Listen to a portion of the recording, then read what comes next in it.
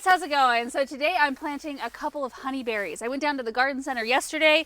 Of course, they've been getting in lots of new loads of things, and I spotted 2 honeyberries that I'm very excited about. I tried honeyberries years ago. I didn't realize some of the key details about this plant, like it's best to have 2 different varieties for cross-pollination, and I wondered why I was having such poor fruit set. So now that I know some of these details, I'm super excited to try again. Before I get into it, you might know them by the name of Hascap. In fact, I think that's how Proven Winners even refers to them. It's a part of their Yesberry line. There's 4 varieties that they have, and I've got 2 of them here. This one's called Sugar Pie, and this one right here I think is the newest to the line, and it's called Honey Bunch. I'm going to be planting both of these individually in containers, larger containers, so they can live here for a little while, because I want these to go out by our cut flower garden and our orchard. We're planning on putting some blackberries and raspberries out there as well, and I kind of want all fruit production to be out there, but I'm not ready to plant them in the ground yet. So I figured containers would be kind of nice. They're a nice looking shrub anyway though. They're part of the honeysuckle family, but they're a shrub type, not a vine, and they are not invasive. They haven't proven themselves to be the type that want to spread everywhere, which is really nice. Because you know, like blackberries and raspberries, you put those in and you got to be ready for it, because they will want to spread around, but these stay nice and compact. In fact, out of the line of 4, these are the 2 smaller ones. Like the Sugar Pie, I think grows about 4 to 4.5 feet tall and about 4 feet wide. And then this one's even a little bit shorter. So I think 4 feet tall and about 3 to 3.5 feet wide. So the berries on these are very reminiscent of a blueberry. They look very similar in color, texture. The skin is very thin. They do have seeds, but they're insignificant, just like a blueberry. I mean, when you eat a blueberry, you don't think like, oh, I'm eating seeds. It's kind of the same thing, but they're longer and bigger. So I think they clock in right at about 0.8 and 0.9 inches, like right under an inch. That's a pretty good sized berry. And then there is a chart I was looking at that did indicate the average yield of each of these varieties at maturity. So the Honey Bunch variety yields about 4.8 pounds, and this one, the Sugar Pie, yields about 6.2 pounds. And then they also indicated the Brix level, which a Brix scale is the measurement of sugars in a fruit. And so a watermelon like averages at about 12 on the Brix scale. The Sugar Pie averages at about 15.6, and this one at about 13.7, I think, or right around there. Anyway, so a little sweeter than a watermelon. So I did already mention that it's best to have 2 varieties to cross-pollinate with each other in order to get maximum yield. There are 4 varieties in the Yesberry line though. There's the Sugar Pie, Honey Bunch, Maxi, and Solo. If you only have room for 1 honeyberry plant, the Solo is the best one to put on its own. It is termed self-fruitful or self-fertile, so you don't necessarily need to have 2, but it still will produce better if you do have 2. In fact, all of the varieties have flowers that have both male and female parts, so technically you don't need to have 2. You'll still get berries, even if you only plant 1. Like if I were just to plant the Sugar Pie, I would get berries, but not near as many as I would get with 2 of them. And you need to plant them within 25 feet rather of each other for best cross-pollination. And a few of the other basics, they're a zone 3 through 7, so they're a great one if you're going to want to containerize your plant like me. We are in a zone 6, and it's best to plant, if you're planning on wintering things over in containers, something that's rated 2 zones colder than your growing zone. So for me, technically planting a zone 4 plant in a container, I've got a 2 zone buffer, so they winter over much better in containers, and this one's even 1 zone lower than I need it to be, which is great. They do like full apart sun, so minimum of 4 to 6 hours a day, more if possible. They're not fussy about soil pH. That's the other wonderful thing about these, because blueberries in our area, it's just almost impossible. I still try to grow them in containers, but even our water's high pH. So I do still struggle a little bit. And so to have a plant that's not particular about pH, they just want their soil to be well draining, is really nice. I shouldn't have any problem at all with them in containers. So now I'm just going to pot this one up. I know that this is an enormous pot for this little guy, but they do get quite large, and I only want to pot them once, and I want to move them out to the cut flower garden. Even though we're not really ready for them out there, we're putting in a couple rows of raspberries. Did I already say that? And I want to put them on the ends of each row. I think it'll look really nice. You might even be able to see in the background, I've got the gator with the other pot, which I'm not going to lift down to this area. I'll pot it once we get it out there because it's way too heavy. Anyway, so like I said, I'm going to use the regular organic potting mix here. And then a little bit of Biotone starter fertilizer mixed in. So let's do that really quick, and then we can kind of take a look. I'm going to probably feel the need to add some annuals around it. You can just see it now. it's gonna look too scant. Oh, you might also notice I have drip run already.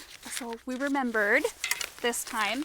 We won't hook it up to drip until we have it in its spot, but at least we'll have the capability of doing it without the tube showing. I'm gonna go ahead and add a little biotone in right now. It's more at the root zone anyway.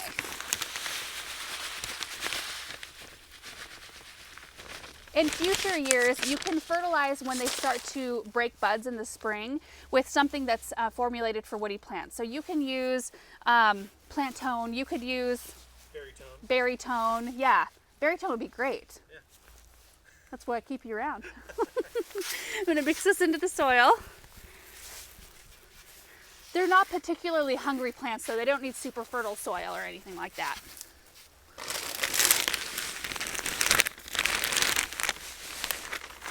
The tubing underneath it's making it rock though.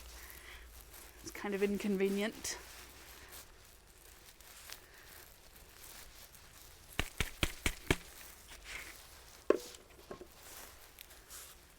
Pretty good looking root ball.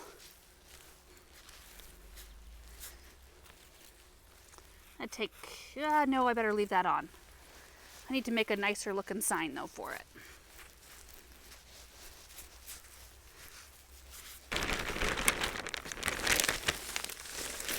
Okay, that looks really good. So when I'm planting something like this in a container this size, unless it's a giant container, I would recommend that you fill it all the way to the bottom with soil, because this plant, I am intending on keeping it in this container for quite a long time, and I feel like it needs to have, I mean, a shrub or a tree especially needs to have that room for root growth. If you're planting little annuals and things like that, it may be a little bit of a different story. There has been a time or two where I have filled like the big galvanized tubs with things in the bottom just because I'm planting annuals and they don't need that kind of root growth or room for root growth. But if you're planting something that you want to overwinter and you want it to live in that container for a while, fill it all the way with soil. It'll save you so much headache. It'll insulate the roots of your plants better. It'll keep moisture levels better, nutrient levels better, and just probably an overall healthier plant for a lot longer. All right, now for drip, technically I only need one of these, unless I decide to plant some annuals, which I could definitely do that. But I might replace this with the brown drip tubing as well. I don't know, we've kind of been shifting to that. This is the drip that was in there last year, and that's the reason why I remembered it, because it was already in the pot. Okay, that looks pretty good for now. The last thing I wanted to talk about is pruning, because it's very important to know when to prune this one, because it does bloom and fruit on old wood, which means the time to prune it is immediately after it's done bearing its fruit that year, which they typically ripen, their fruit ripens about mid to late June or so. And the growers recommend that you don't prune it all for the first 3 years that it's in the ground. So you just plant it and let it do its thing, knowing that since it's going to bloom and fruit on old wood, you might need to just kind of like spread the branches apart a little bit and look for the fruit on the interior of the plant. And then once your plant's more established, you come in and you just prune the tips. So you come in and prune the tip out, which encourages side shoots or lateral growth, and that's where your best growth in fruiting will be. That's where the best fruit set will be. And the fruit supposedly keeps on the plant for a very long time. So once the fruit starts to turn its color, sometimes it can take a couple weeks before the sugar is condensed and it's sweet enough to eat, but those fruit will stay and they stick around for a long time, and it lets the whole plant kind of like the whole fruit set have a chance to almost ripen at the same time. And then that way you can pick really at one, not one time probably exactly, but close to it. Okay, so this is like the most dinky looking pot I've planted in a long time. We're gonna get this into the gator. I'm gonna pot this one either in the gator or in the location we're gonna put it. So we'll head out to the cut flower garden.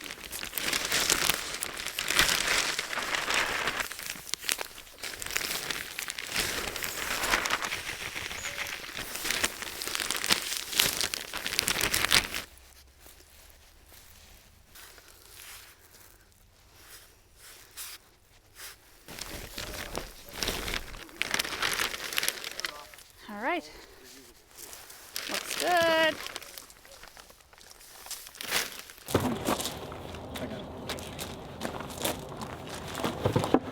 Cleaning those, babe? Good job.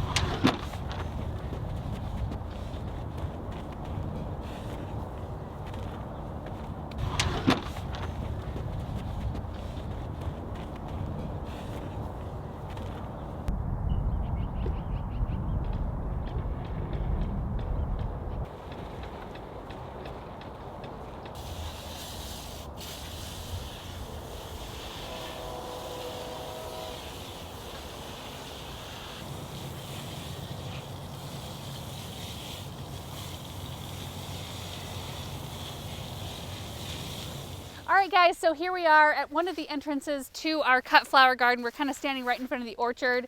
This is not where they're going to end up staying because the raspberry beds are going to go in beyond the cut flower garden, but I kind of want these out of the way, and they're near the orchard where I'm already having to string the hose out to water since we don't have water piped into any of these areas yet. So this is a really good location for now. So they will be in full sun. They're within 15 feet of each other, so we're within that 25-foot maximum for pollination, and I think they'll be really happy. The other thing that I didn't mention is that they are said to be higher in antioxidants and 3 times higher in vitamin C than blueberries, which I think is pretty neat. Anyway, I'll be able to share some updates as these things grow, and hopefully we get to taste some berries off of these shrubs this year.